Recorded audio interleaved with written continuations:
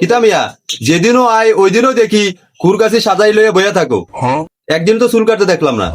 মিয়া তুমিও তা বুঝবাইনি, আমি কুর কাঞ্চি চিরুনি আবি যাবি যেটা যেটা আছে সব আমি লইয়া বই সাজাইয়া লইয়া সামনে লইয়া বই। এর অর্থ কিতা জানি? এর অর্থই লগি মানুষে দেখতো, দেখিয়া বুঝতো যার অত যন্ত্র আছে, অত যন্ত্রপাতি আছে, হাজার হাজার কুর কাঞ্চি আছে, এ অবশ্যই কাম বালা জানে। দূর মিয়া, কাম করো না মশা মারো, আমরা তো রেগুলারই দেখি।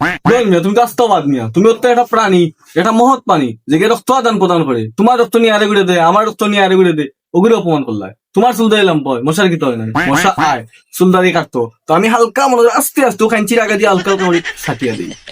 ছাটা মানে অন্য ছাটা পাবো না, চুল দাঁড়িয়ে মানে ছাটিয়া দিই। দূর মিয়া, চুল কাটতে পারো না, খাটিলাম আইসর বলা কথা লাগে তো কাস্টমার আয় না, সারাদিন মশা ডাকাও আর লম্বা মাছ মাত্রায় মশারে ছাটিয়ে দাও নানি। দূর মিয়া, ইগু তো বাদ, তুমি আরো মেধা শূন্য বাদ, ওখানে বুঝো না।